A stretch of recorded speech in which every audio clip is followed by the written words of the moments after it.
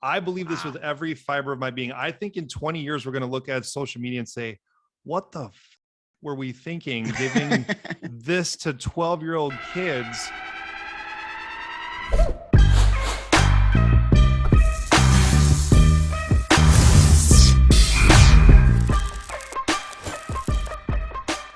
All right, here you go. You ready?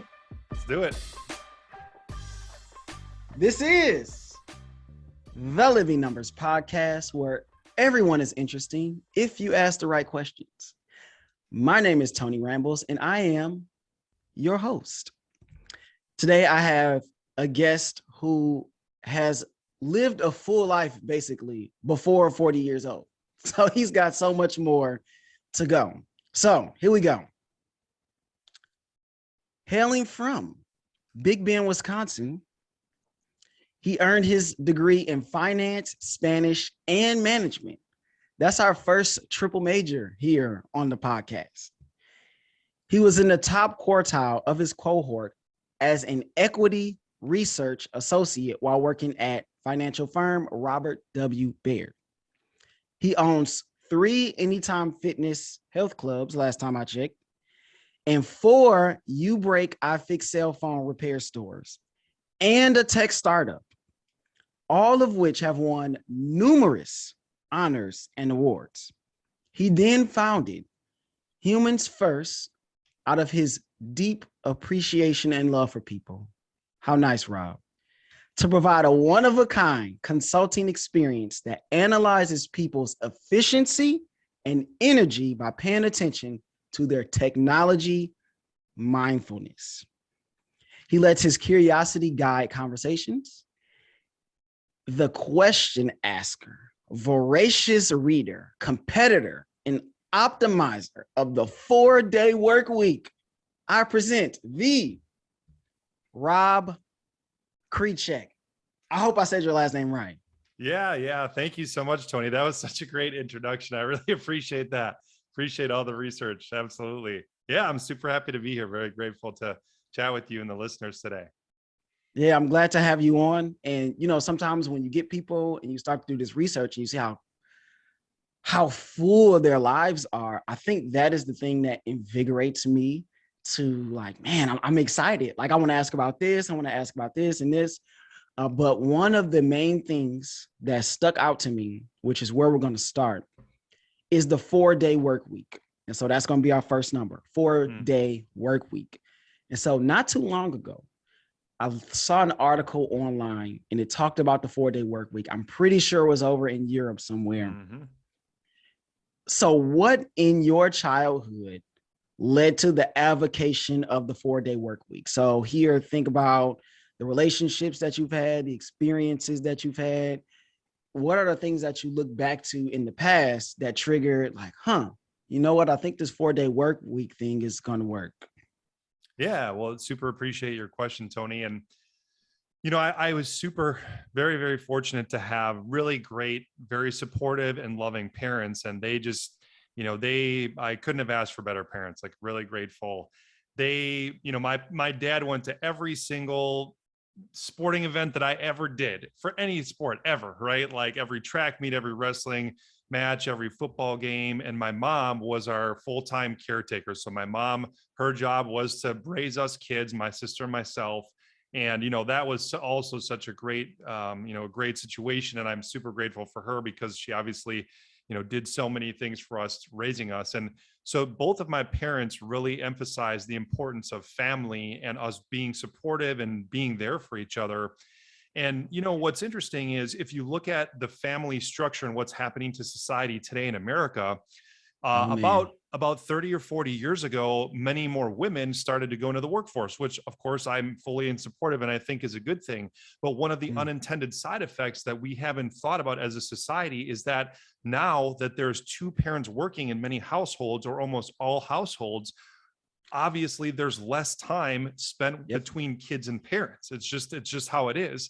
And the reason that moms are going into the workforce is because we're essentially a consumerist society and we want to buy all these things, right? We want to buy a big house. We want to buy a nice car. We want to buy, but what we haven't thought of as a society is, well, have we eclipsed the point where, we are doing good for our families by spending all this time working and buying more stuff? I believe the answer Mm, is we're not. We're not serving our families well by working all this extra time just so we can buy more shit that we don't really need.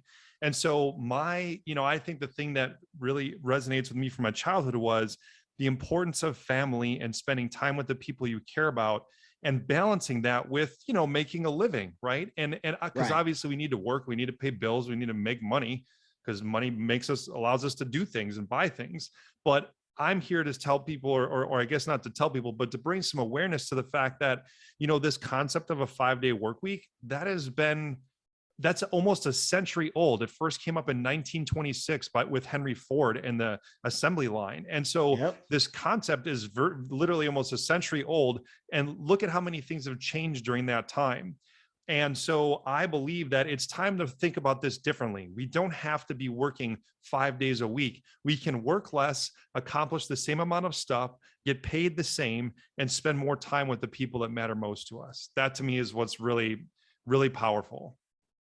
I agree. And there are so many structures that we have in America that haven't changed in such a long time, even though our world is tremendously different. We were talking before the show about dating, and Mhm. just how 10 years ago dating was totally different as far as, the apps and how people meet. And so you talked about you and your wife and how you met, and I talked the same thing, but our world has changed. I work in an industry in education where we've been doing things the same way for so long, and we haven't updated our processes at all. So where did you start as far as process? How do these things work when you came up with not came up with the 4-day work week? I think it's something people have talked about, but when you started to put like a plan in place, where'd you start? Yeah, well, I mean, I guess I can start with a little story about myself, and it can kind of help you understand how I got thinking about all this, what I call technology mindfulness. And so, one of my favorite books of all time was The 4-Hour Work Week by Tim Ferriss. And that book came out in 2008. I really think it completely changed the self-help industry and how people thought about productivity and work and retirement and money and time and all these different things. It was an amazing book, right? And so I read that book and I just kind of became obsessed with, how I use my time and my energy. And I thought I was really productive, right? Like I thought I really had this down and that I was, using my time wisely.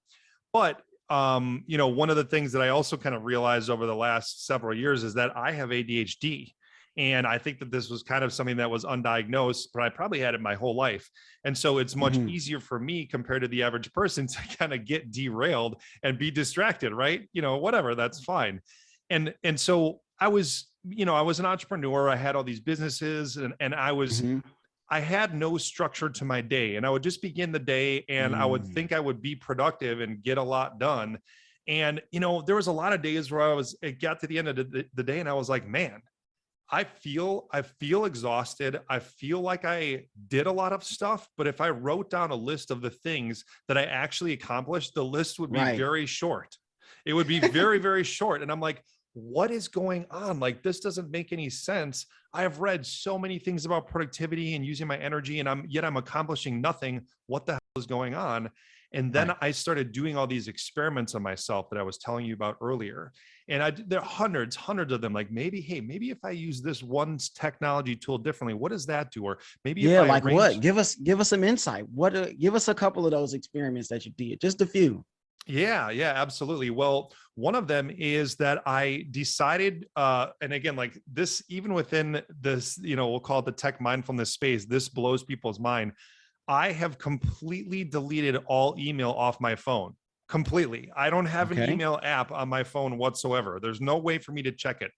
And so that to me was one of the things that absolutely changed my entire relationship with my phone. Not only was I not checking it all the time, but I didn't feel the need to go into it and mindlessly go to the email inbox just to like check something, right? And again, like I was Yep. very prone to do that as someone with ADHD. And so Me too. yeah, yeah, you're feeling me, right? So then what I realized is if I could funnel all of my mail checking activity to just my desktop computer, where I'm way more proficient and way more productive.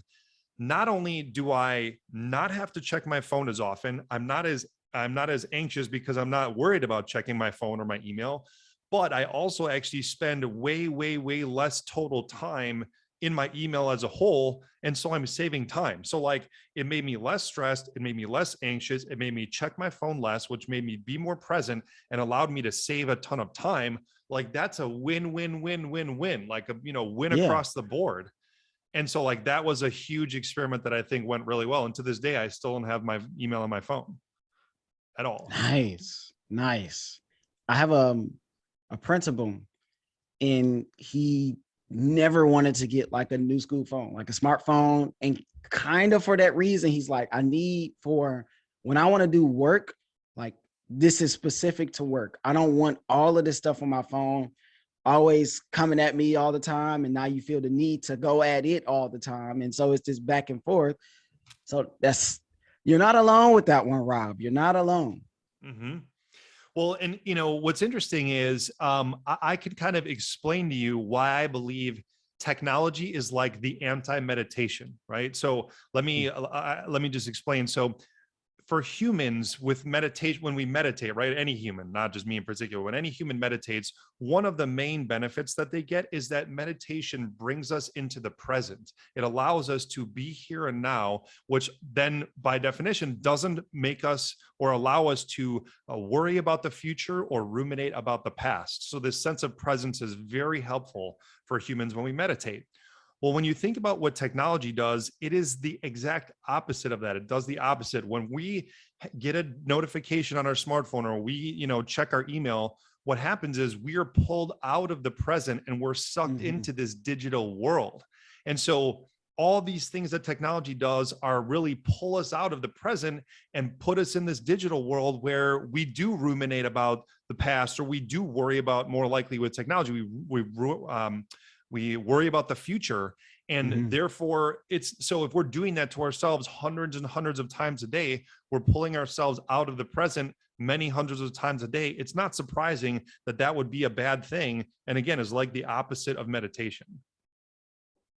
Right. And so now, because our minds are always going here and there, I have this thing like when I'm with someone, or when there's an event happening, right? A couple of weeks ago, I was at my uncle's up in Connecticut, and we went to New York and all of this stuff. And when I'm with people, like I do not want to have my phone out and taking pictures and that stuff. Like I understand the moment, you want to capture the moment, you want to share it, and you want to be able to look back at those things, and that's great. But I am not the person that is constantly like, hey, hey, let's take a selfie here, or let's take a picture here, and all of that stuff. I feel like I'll take a limited amount of time. Okay, this is a good spot to let's take some pictures. Let's get it all out the way here now.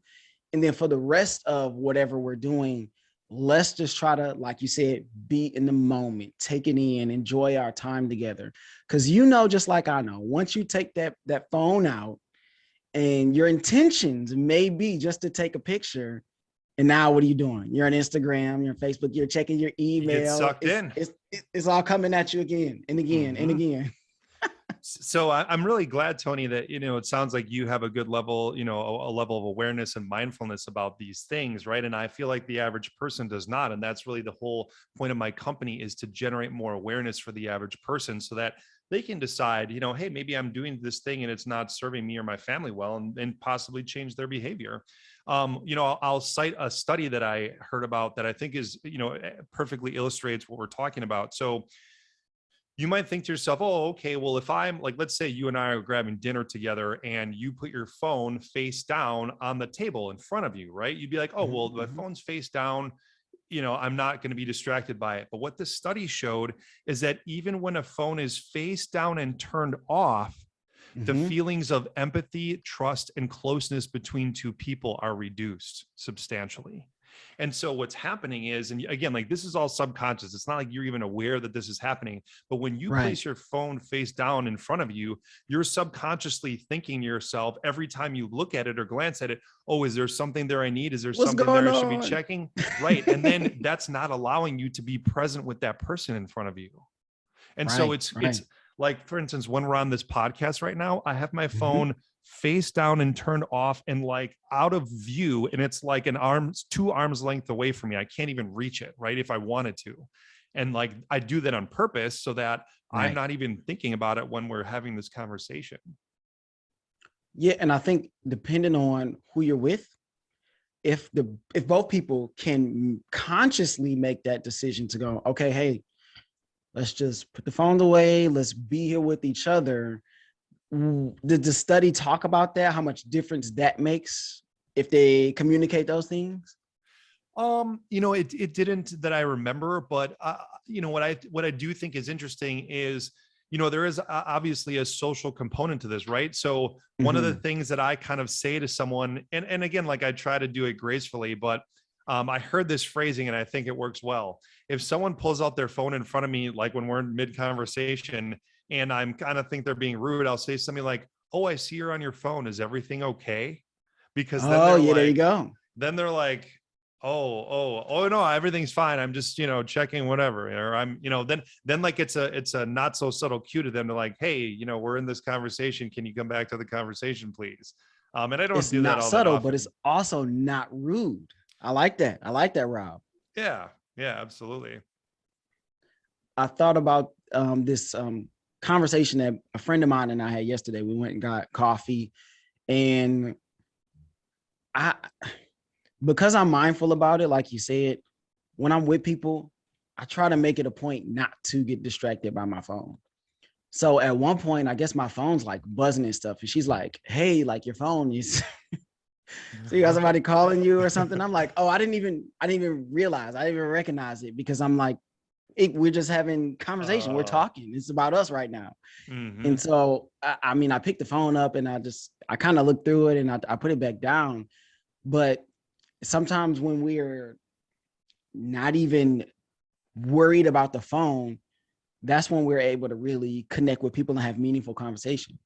Well, your example brings up another interesting study. And by the way, I love data and studies and all that stuff. With me being interested in technology mindfulness, I've read over 2,000 articles and studies. So like I have a study kind of for everything, Wow. right?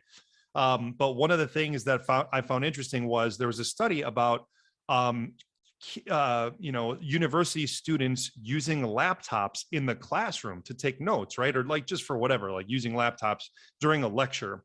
And what they found, so they had two groups. One group didn't have any laptops, right? And the other group had laptops in it. And what they found is that even for the people who were not using a laptops in the laptop group that were sitting behind the laptop users, the laptop use distracted the other people who weren't using laptops.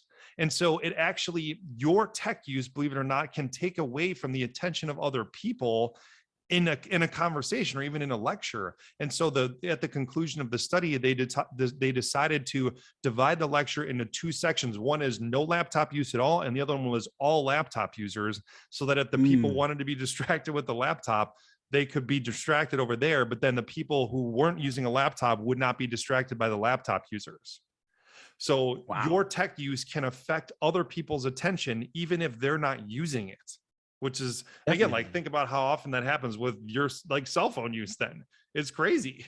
Oh, Rob, why? Why did you have to read my mind there? Some kids, I mean, it's just if you got one phone in class, it's like you got 30 phones in class because everybody's worried Mm, about the phone.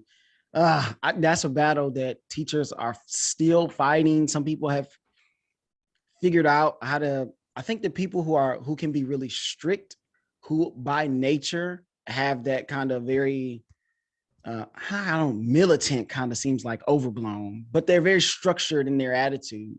yeah. But for me, that's not natural. Like I'm not a naturally super structured everything. Hey, everybody phones down, heads up. I'm a little more laissez-faire, so to speak, with how I run my classroom now. Once things get out of hand or disrespectful, which they rarely do, honestly, Then you step in and you do your thing. But I mean, for the most part, I like to allow people the freedom and the latitude to get their things done, and then be able to do what they need to do. But man, the phones is an ongoing battle for all teachers. It's always a thing. Do you mind if because I was reading a little bit about this the other day, do you mind if I explain the psychology behind all this, what we call task switching, which I think is exactly relevant for what you just said for Please phone use in the do. Please classroom? do.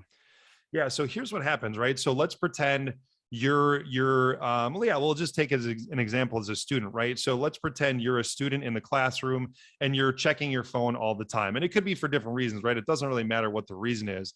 But the point is that every time you check your phone, what happens is your brain uses your short-term memory to focus on whatever you're doing in the phone, right? Whether it's a Snapchat message, whether it's a text, whether it's searching the internet, it doesn't matter.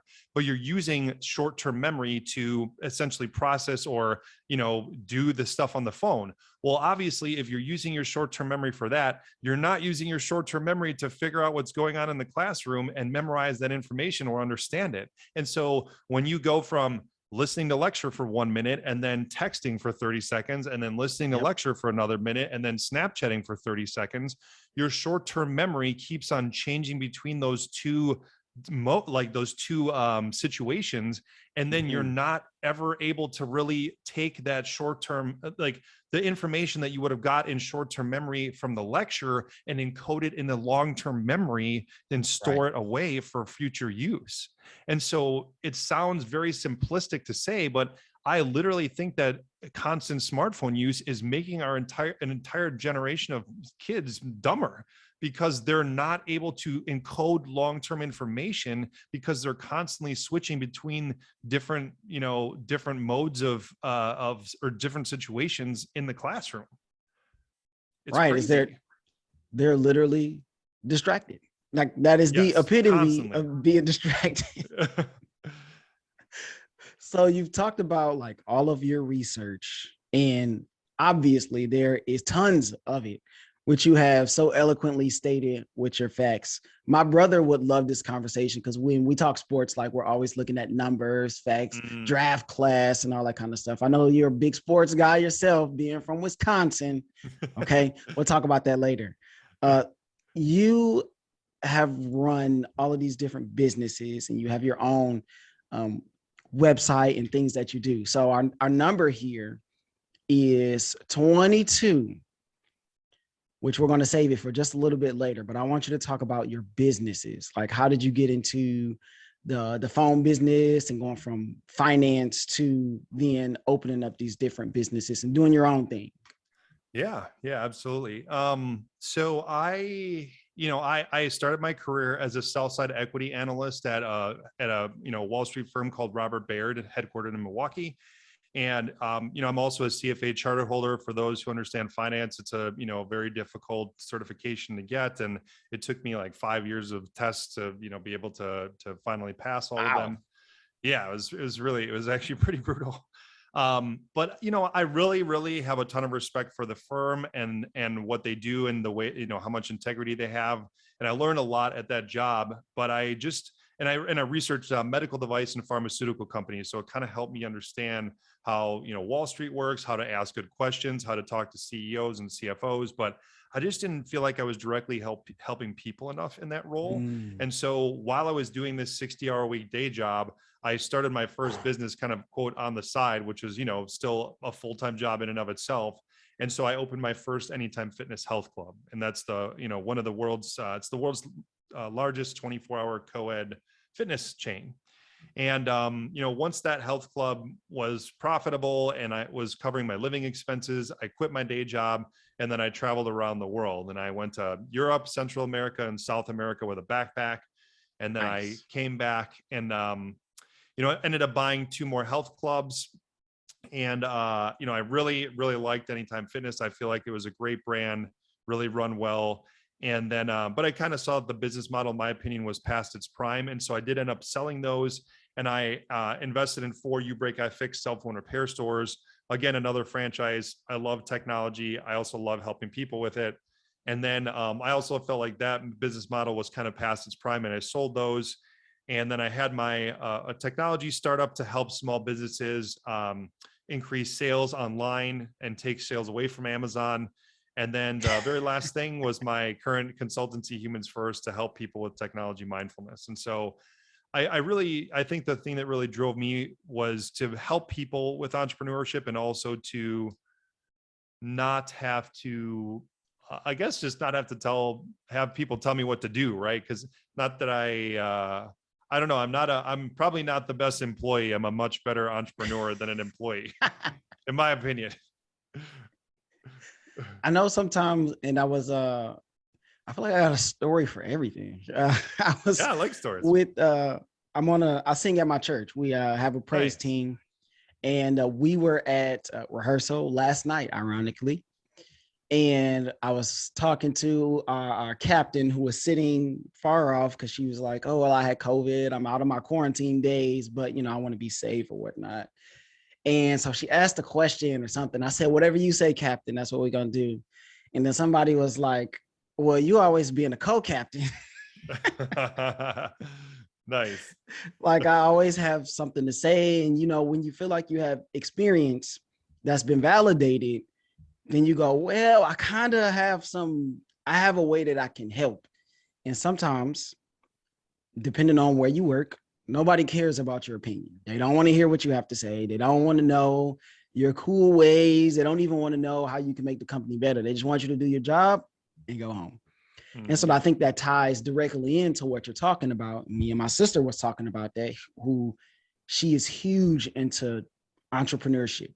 Like, she wants to have her own business. She does not want to work for anyone. And she's in that same mind frame as you, Rob, where you go, "Yeah, I could be over here and I could do a job and I could do it exceptionally, but I think I'm better." So no, I know I'm better served having my own business, where I can run things the way that I want to run it, and then make that same difference and impact, and maybe even more. Mm-hmm. Yeah, and I like the way that you put that, Tony. And one of the other, I guess, guiding principles for me, with my life, is that I don't want to be on my deathbed and have any regrets. I do not want to be, 90 years old and always wonder, what if, like, oh, what if I would have traveled around the world with a backpack? What if I would have opened my Anytime Fitness? What if, like, I don't want to have any what ifs. And so, when I opened my first business, I had saved $100,000 in my own money. That wasn't my parents' money. That wasn't money I got as a gift. Like, I saved that and busted my ass for Well 4 years at done, my job to save that money. And when I opened my first business, I thought to myself, I wouldn't want this, but I am totally okay if I never see a penny of this money again, because I had mentally committed to putting it all into the business and knowing that it was a risk that I would never see it. And I was like, I'm okay with that risk. Yeah, I could live with that, because I don't want to wonder what if. man, I agree, because like, you only have one life. So you don't ever want to look back on things that you, like you say, and say, "What if?" Like, man, I wish I would have did that. That's why I started this podcast. It was something that I was passionate about being able to connect with people and to have people share their stories, and it evolves over time. Like, you opened up these Anytime Fitness, and you was like, "Okay, like, I'm kind of done with this, so let's get out of here and let's move on to the next thing." So you talked about something earlier with having ADHD.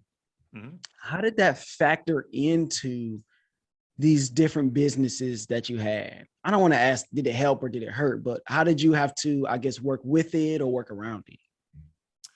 Well, it's interesting, right? So I have a lot of entrepreneurial friends, and one of my buddies runs it's like I don't know if it's like a consultancy, but like we'll just say a company to help entrepreneurs who have mental health problems, right? Or mental Mm, health concerns, we'll say, right? And one of the statistics he said is that the incidence of ADHD amongst entrepreneurs is, I can't remember exactly if it's like 5x or 10x the normal population, but it's like dramatically higher, right?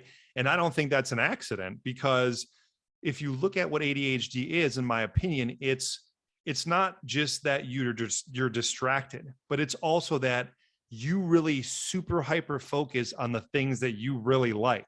So it kind of causes you to move from shit you don't like, you just dismiss it right away, which is fine, But then the stuff that you really like, you're just like, oh, like you just put all, it's like you're just putting all your energy into that thing. And that Mm. I think is a good thing for entrepreneurship. So like when Yes. I find something that I really like, I like just go crazy with it. Like I research it. I just like throw myself at it. And I think that's one of the reasons why my businesses have been successful, because like I'm all in on them. And so I actually think from an entrepreneurial standpoint, ADHD can be beneficial. It totally can be beneficial, but you do also have to be aware of some of the drawbacks, which can be, getting distracted by other shiny objects from time to time and then thinking that it's a good idea to pursue them. It generally isn't a good idea. And I'm guilty of that myself. And my wife kind of helps rein me in a little bit when I get too excited about something else. Thank you, wife. I mean, what we need our helpmates, right? We talk about our wives, Yeah, man. yeah, They help us in so many different ways that we can't even yeah, begin to quantify. totally. You talked about like when you find something, you dive into it all the way. This wasn't something that I thought about discussing, but when you said that, I'm like that when I discover things that I like, not necessarily businesses, but specifically in music. Like when I find an artist and I'm like, oh, this person is kind of good. I'm Mm, checking what you released 1, 2, 3, 10 years ago. Like I nice. went back and I listened to every Earth, Wind, and Fire album that was made, studio albums, Nice. Yeah. because I'm such a big fan of them. And so when I got Spotify, I'm like, wait a second, I could go check back all of this stuff. And so I Hmm. did. But I've done that with numerous artists, gone back and listened to all their stuff. So what other areas do you see that happening for you, not just in business, but maybe just recreational things? Oh God. I mean, literally, like if you ask some of my good friends or my wife, like the things that I have researched ad nauseum, like almost anything in health and fitness, but specifically nutrition, CrossFit or Mm, functional training. We'll just say different eating styles of eating or different eating regimens. I've also heavily researched psychedelics because, again, my background was as a stock analyst was researching pharmaceuticals and medical devices. So I've super heavily researched psychedelics, which I think are, the future of medicine, quite possibly, and the future of mental health. I've also really heavily researched, all this, I'll call it like time and productivity stuff. I've also heavily researched, and, I was in investing and finance stuff for a long time. I've also, really love researching technology because I built my first wow. computer in middle school, right? Because so like, I love technology. I think it's a great thing and does great things for humanity. And so, you look at all these different areas, right? Like they're pretty widely different, but I really like them all. And I Yeah. really, feel like I know quite a bit in all of them. And So I guess I would also say, sorry, and related to humans first, psychology and sociology. Really, like mhm. I'm super. I would say like most of my research for humans first has actually been into human psychology, which to me is actually, in my opinion, the most interesting thing to research because humans are endlessly fascinating and we're always changing too. Yes, and you can look at it generationally. When Mm, you just kind of cross-reference and compare, you're like, man, just X amount of years ago, 10 or 20 or 30 years ago, like 1990 was not that long ago, but you couldn't be more different if you met a person that was born in 1990 or was a teenager in 1990 or hmm. was 30 years old in 1990. Like that's Yeah. in that. I think that is one of those areas where a lot of people are interested. They don't necessarily want to go to all of the school to become a psychologist, but a lot of people are interested in psychology, I find, and Hmm. I have been as well, or am as well, because humans, we are just so different. Well, it's one thing that I was recently researching is, what are the milestones for like big technological changes in our society? And Ooh, if you look okay. at this, so 1999 was the first year that the 50% of the US had an internet connection. Then 2006 was the next year when 50% of the US had a broadband connection. And then 2012 was the year where 50% of the United States had a smartphone. So think about that. We went from basically Wow. almost no internet, right? Or like very little internet in 1999 to everyone had the internet in their pocket in a series of 13 years. That's fast. That is super fast, right? In the grand scheme of humanity, right? 13 years is a rounding error, yet our entire world changed dramatically in less than 2 decades, dramatically. And there's good things about that, but there's also bad things. The bad things are that Right. humans our physiology and psychology have not caught up to that rapid change yet. And that's why I'm really excited to share this information with people, because once they know the ways and the things that they're doing to themselves that could possibly be negatively impacting their mental health or their relationships or their productivity, then they can make some changes that better serve them. So speaking of productivity and mental health, a lot of people are starting what people will call side gigs, right? We're circling back to side gigs and side hustles, a lot of people like to say. Uh-huh.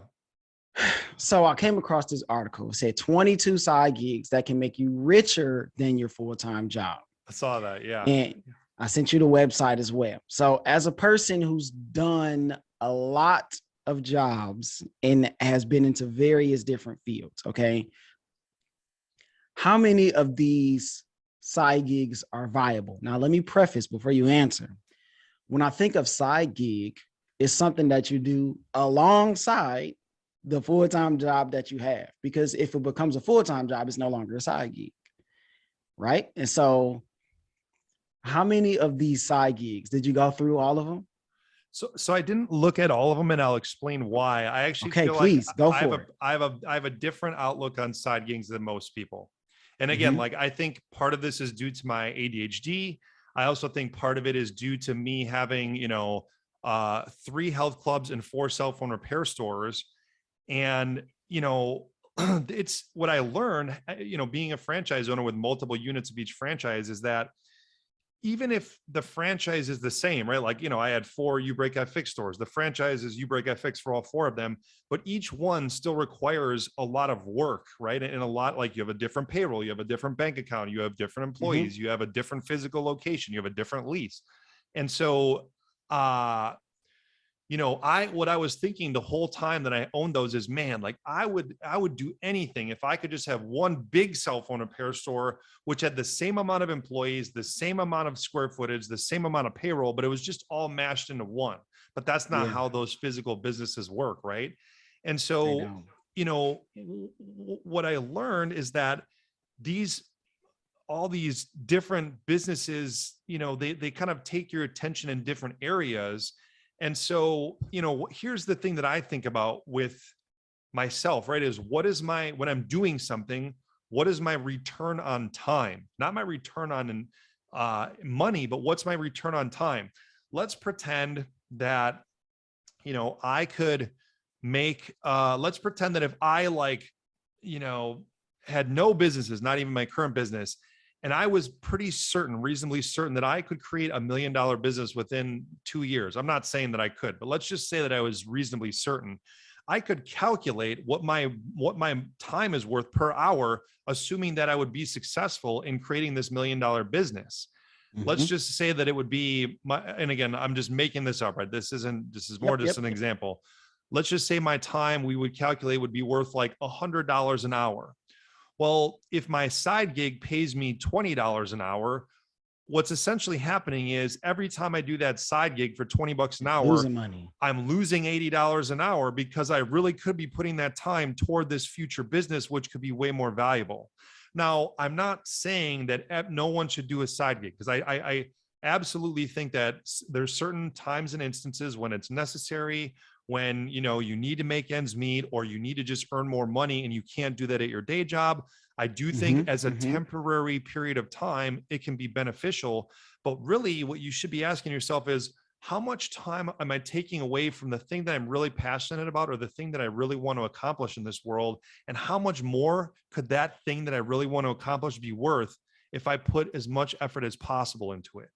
That, I think, is what the calculation that people aren't doing. And I think that they're doing themselves a disservice by not thinking about that.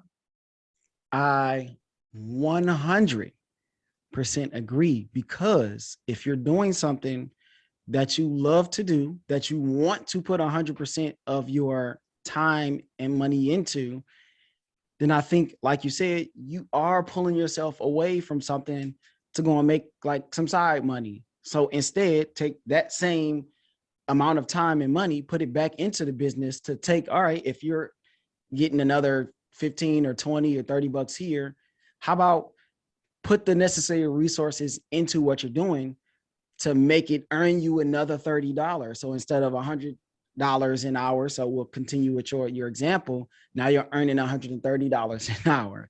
Mm-hmm. But I saw this and I've thought about the same things, time and money. And out of these 22, I saw 5 that were viable as side gigs in addition to a regular job. And I categorized them into 2 things: low maintenance Mm-hmm. and hit big. That's exactly what I wrote on my notes. Nice, So nice. Yeah. you have an online reseller. That's something that you can set up and it just works itself. You don't have to continue to go back, hopefully. Or it's low maintenance, not no maintenance. So you got to go back a little bit. And then online instructor. So if you make a class for like one of those e-courses, Yeah.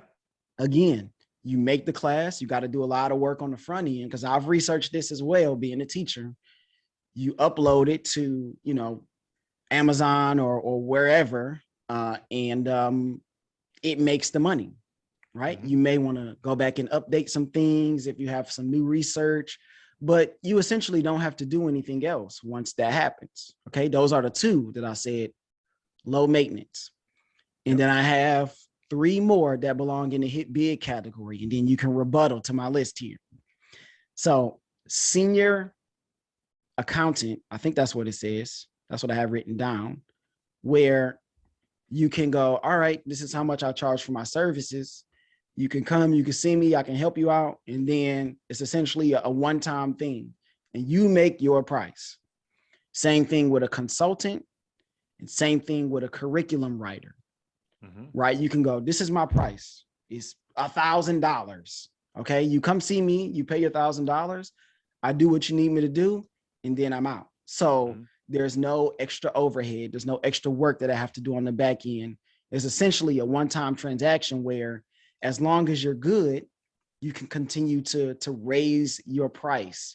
And fashion consultant is one that I thought about putting down, but that's something where you have to kind of keep up with the trends. You have to continue to revamp your style and blah, blah, blah. That's maintenance. That's more maintenance. So I got senior accountant, consultant, and curriculum writer. Those are my hit big side gigs. And then I have online reseller and online instructor as my low maintenance, continue to get paid gigs. What say you, Rob? What do you think?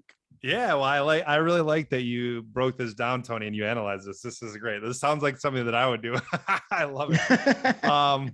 So I actually, believe it or not, I think the first 2 that you said were the best, but I also think that they have the potential to hit it big. And here's why. The scalability from the first 2, in my opinion, is much greater than the other ones, because so let's just say I have an online, an online business selling pens, like this pen, just as an example. Well, if I can, once I get it set up, and I want to be clear to people, right? Like, setting it up sounds easy, but there's more to it than that. It's not just right. It's not that easy. If it was like super easy, everyone would just do it and sell 1 million pens and we'd all be rich. And that doesn't work like that. So I just want to be clear that the setting it up and the mechanics of it is challenging in and of itself. But once you have it set up and once you have a reliable way to sell a lot of pens, if you sell 1 pen or you sell 100 pens or you sell 10,000 pens, the effort isn't that much greater. And so there's an ability to scale that business that is way, way greater than the amount of time that it takes for you to put into the business to scale it, right? So it's the return on your time, again, is amazing. The same thing I believe is true with the teaching company, where if you, let's say you record an online course and you whatever it's about, let's just say it's about lawn care. I'm just making it up, right? And, once you record the course, there's very little that you need to do. You can sell, whether you sell 10 of them or a million of them, it's basically the same amount of work after that, other than the marketing, which again is a very substantial portion, but again, almost infinitely scalable. And but it does just take some upfront work, which is hard, right? And I just want people, one of the things that I just want to make clear to people is there is no free lunch. There is an entrepreneurship. There is no get rich quick scheme. There is no, I just do this one thing for a year and then I'm a millionaire. It doesn't work like that, at least not over a long period of time. And I do think that there's a lot of things out there that people look at where they're just like, oh yeah, I'm going to try this thing and get rich quick. And, then I'll be set for life. And 99 times out of 100, it doesn't work like that. And I just, there is no substitute for hard work with entrepreneurship. Man, I'm a teacher, so I'm off in the summers. This has been one of my most productive summers. Nice. And it's because I've been working on something that's my own. It's just been my podcast. I put a ton of work into it. I got merch coming, and we'll see if that turns into something huge. I told you about my set and my light sign and all this great stuff, but I've just done so much research and put in so much effort. But I wouldn't do that if I started some side care, lawn care, business with something I have no interest in. You talked about with your ADHD. If it's something that you have no interest in, it's just out the window. You don't care. It's not happening. No, man, I feel the same way. A lot of times with stuff like this, I'm thinking, okay, how much effort is it going to cost me?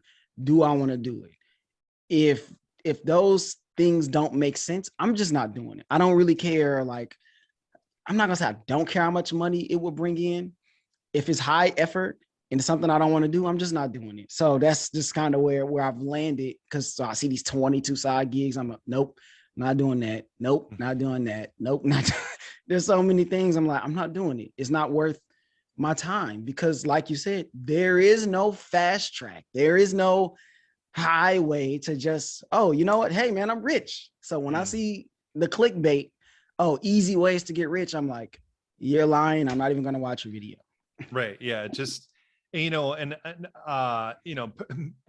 not sure if there's going to be a lot of people that like what I'm about to say, but I really think that that crypto taught a lot of people that, and to be clear, like, I invested in crypto for a short period in late 2017 and I got burned, right? I lost thousands of dollars.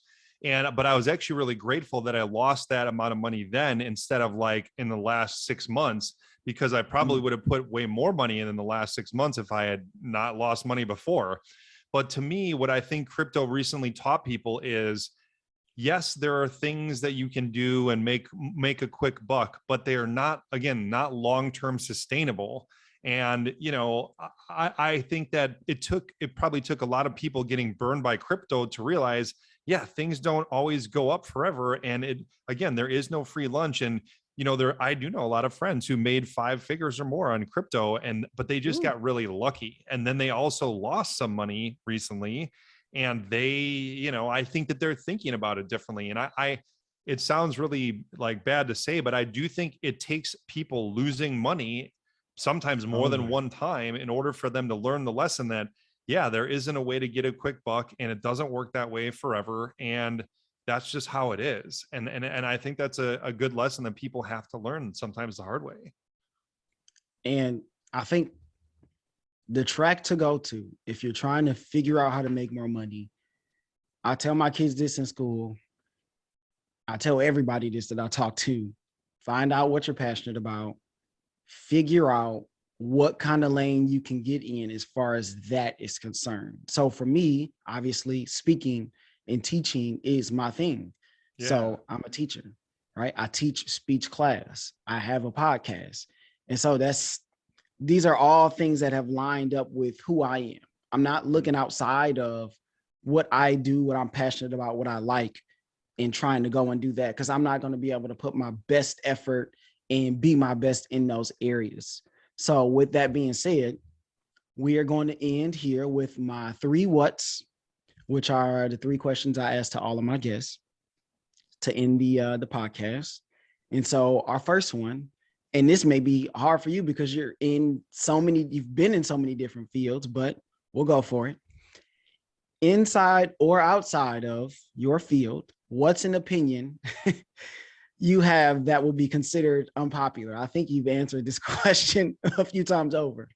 Oh man. Oh, there's so many that I could say. Rob, you could go as far or as close as you want to. You don't have to make everybody mad, but you can if you want to, though. What's an opinion that I believe, like that I think other people will think is unpopular? Yes. Okay.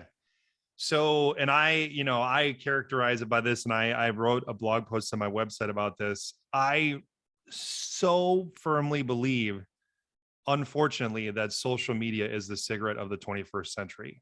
I believe this with every fiber of my being. I think in 20 years, we're going to look at social media and say, what the were we thinking giving this to 12-year-old kids and letting them have unlimited access to it? I really believe that we're going to, and again, like, I'm not saying social media is all bad. Like, it does good things for you. It can advertise for business. It can connect you with people. It can promote good messages. It does good things, but a lot of people are not using it in the ways that serve them well. And they're using it probably too much. And it has just become this a very polarizing platform across many different areas that I don't think that really it serves humanity well. And I was saying 4 years ago that I thought social media caused depression and anxiety. We now know that that's 100% true. 100%. It is undeniable. It is irrefutable. We have data from many different sources that say that it's true. And so I think that in 20 years, we're going to be like, yeah, we thought, just like at one point, over 50% of doctors in the United States recommended and smoked cigarettes themselves, which again is totally crazy to think about now. Wow. I believe in 20 years, we are going to think the same thing about social media. Okay. I'm with you. I do not think social media is the best. It's a tool. Okay. It can be used for good stuff. If you weren't doing Humans First, which is our website, which we'll talk about here in just a second, what field would you be into? What would you be doing differently? Honestly, I would I would come back right to technology, mindfulness, and all this Humans First stuff, because, again, with my ADHD, there's so many things that I'm interested in, but my wife brought up something really, really insightful to me, maybe like a year ago. She's like, Rob, since I've met you, you have talked about many different things. You thought of many different business ideas. You talked about many different stuff, but all this stuff with technology, mindfulness, and Humans First, you come back to this every time. For the entire time I've known you, you've come back to it. And for me, that's especially because get so distracted with other things or interested in other things quickly, but I still come back to this. That tells me that this is my calling. Like, this is why I am put on this earth, is to help people with this. And I just really believe that. And so I would come back right to this. I couldn't imagine myself doing anything else, honestly. Okay. Fair enough. And last question here is, what advice, this is probably going to be awesome. What advice would you give to someone in high school? So if I played this for my kids, when the summer's out, everybody's coming back, meeting everybody for the first time or second time, or seeing my returning kids, what advice would you give to those high school kids? Yeah. By the way, I should have asked you earlier. Can I curse on here, or is this supposed to be family friendly? I'll take it that it's family friendly, and I'll make it more PG. Apologize about the cursing earlier. So here's something that I didn't realize for myself into my mid-20s, and I wish I had recognized it when I was 5 years old, right? Obviously, you probably couldn't at that time, but my advice would be, do not give a damn about, or do not give a crap. Make it more PG. Do not give a crap about what other people think. As soon as you do that, your entire world opens up. As soon as you realize that when you don't give a crap about what other people think about what you look like, or what you say, or who you are, or what you do, when you realize that you don't give a crap about what other people think about those things in relation to yourself, your entire world opens up and you have unlimited possibilities. And it's so psychologically freeing and Oh man. so amazing that my entire world really changed when I started to when I truly believed that, when I truly realized that it's not just something you like say, you have to like actually believe it, right? And so like my wife makes fun of me that I always go around and wear gym shorts everywhere. And it's just like, I just don't give a crap about what other people think. I don't even care if we're at a fancy restaurant in Chicago. F all these people. Like, that's too bad. If they don't like it, it's their problem. It's not my problem. And I just don't care. And I really think that that served me well. 100% agree. Man, I could not agree more, because at the end of the day, like, you have to live with you. And my buddy I was talking to yesterday, CJ, she was on, she was on one of my episodes earlier, but we just talked about, hey man, like, you got to live for you. Like, you can't really go around caring about what people think. Like, now you want to treat people well. You want to be nice to people. You want to be kind. But when it comes to like the things that you like to do and who you are and what you want to be, like, it doesn't really matter. Like, what most, like 95% of people. Now, there is a small percentage of people where you do give them license to go, okay, yeah, maybe yes or no, because those people's opinions matter. They've shown value in your life. Those are people that you trust. Like, I care about what my wife thinks for most of the time. Mm-hmm. You know, those are the people, and you will ask them, you consult with those people. So you don't have to worry about if they care or if they have your best interest at heart. And even with those people, there is a little bit of gray area where you got to go, hey, you know what? I don't really care. I'm going for it. So, but 95% of people is like, oh, who cares? Well, and I understand exactly what you're saying, Tony. It's not that I don't listen to other people or that I don't respect them or I don't value their opinion. I absolutely do respect them and value their opinion. And I want to hear what they have to say, but I just don't care about what they think about me. Like, like if they don't, know, if they don't get to know me or whatever, or even if they do know me, it's like, I'm not ever thinking like, oh, I wonder, like, is this what are people going to think of if I do this or say this? No. I'm just like, that's just, those thoughts just don't enter my mind, because I just don't care. And one thing that you said though was interesting that made me think about, Jonathan Haidt, he wrote this book, The Happiness Hypothesis. It's so fascinating. And one of the things that he says in the book is, when we have coherence or alignment between who we are, what we do, and the story we tell ourselves, that's when we are most happy. And so that to me is really interesting, right? And so if you don't care much about what other people think, having alignment or coherence among those three things becomes much easier, and you become much happier. It's really cool. Man, Rob, you know what? That is the perfect spot to end it. I mean, that's something that's like, one of those things I got to share on social media. yeah, put it on there, man. I mean, it's fine. It's good. Now, Rob, tell people where they can find you. Talk about your website, what you do as we get out of here. Yeah, absolutely, Tony. Well, again, my name is Rob Krecak, and I help people with technology mindfulness, and I also do consulting to officially guide companies to a 4-day work week with no loss in productivity or profitability. And so if people want to learn more about those services or to work with me, they can go to humansfirst.us. Another thing that I just wanted to offer the listeners today, Tony, is a free 30-minute technology mindfulness conversation and a consultation with me. And so all people need to do to redeem that is just email me. My email address is rob@humansfirst.us. It's rob@humansfirst.us. And then just mention this podcast, and I'll be happy to set up a 30-minute call with you to chat about your technology mindfulness. So happy to do that.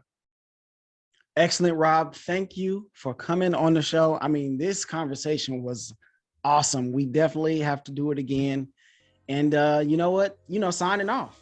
For Rob, I'm Tony Rambles of the Living Numbers podcast.